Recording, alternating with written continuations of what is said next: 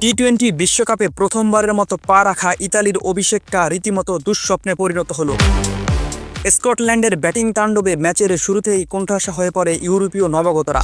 নির্ধারিত 20 ওভারে মাত্র 4 উইকেট হারিয়ে 207 রানের বিশাল সংগ্রহ দাঁড় করায় স্কটিশরা। ফলে জয়ের জন্য ইতালির সামনে এখন 208 রানের কঠিন লক্ষ্য, যা তাদের জন্য এক প্রকার পাহাড় সম চ্যালেঞ্জ। ইনিংসের শুরুতেই ইতালিয়ান বোলারদের ওপর চড়াও হন স্কটল্যান্ডের দুই ওপেনার জর্জ মানজি ও মাইকেল জোন্স। পাওয়ার প্লে থেকেই আক্রমণাত্মক ব্যাটিংয়ে স্কোরবোর্ডে দ্রুত রান তুলতে থাকে তারা। ইতালির বোলাররা লাইন লেন্থ ধরে রাখতে ব্যর্থ হন, আর তার সুযোগ পুরোপুরি কাজে লাগান স্কটিশ ওপেনাররা।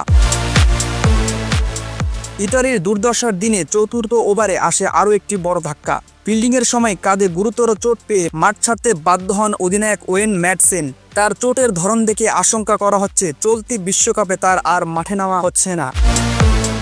প্রথম উইকেট পেতে ইতালির দীর্ঘ অপেক্ষা। ইতালি প্রথম সাফল্যের দেখা পায় অনেক দেরিতে। 14তম ওভারে দলীয় 126 রানে জর্জ মানজিকে 84 রানে ফেরান জেজে স্মার্টস। কিছুক্ষণ পর গ্রান্ট স্টুয়ার্টের বলে মাইকেল জোন্স আউট হলে মনে হচ্ছিল হয়তো ম্যাচে ফেরার সুযোগ তৈরি হচ্ছে ইতালির, কিন্তু সেই আশায় দ্রুতই ছাই ঢেলে দেন ব্র্যান্ডন ম্যাকমুলেন। মাত্র 18 বলে 41 রানের ঝড়ো ও অপরাজিত ইনিংস খেলে স্কটল্যান্ডের স্কোরে এক শক্তিশালী ভিত গড়ে দেন তিনি। ইনিংসের একেবারে শেষ দিকে মাইকেল লিস্কের 5 বলে 22 রান, যার মধ্যে ছিল 2টি 4 ও 2টি ছক্কা, স্কটল্যান্ডকে পৌঁছে দেয় 200 এর ঘরে।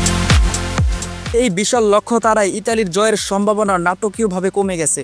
ম্যাচ শুরুর আগে ইউরোপীয় বাছাই পর্বে স্কটল্যান্ডের বিপক্ষে আগেই জয়ের কারণে ইতালিকে এগিয়ে রাখা হয়েছিল। এমনকি পরিসংখ্যান অনুযায়ী তাদের জয়ের সম্ভাবনা ছিল 59%, কিন্তু প্রথম ইনিংস শেষে সেই সম্ভাবনা নেমে এসেছিল মাত্র 28%। সব মিলিয়ে টি-20 বিশ্বকাপে ইতালির অভিষেক আপাতত কঠিন পরীক্ষার মুখে। স্কটল্যান্ডের রানের পাহাড় টপকাতে হলে তাদের করতে হবে ইতিহাস সেরা কোনো ব্যাটিং পারফরমেন্স।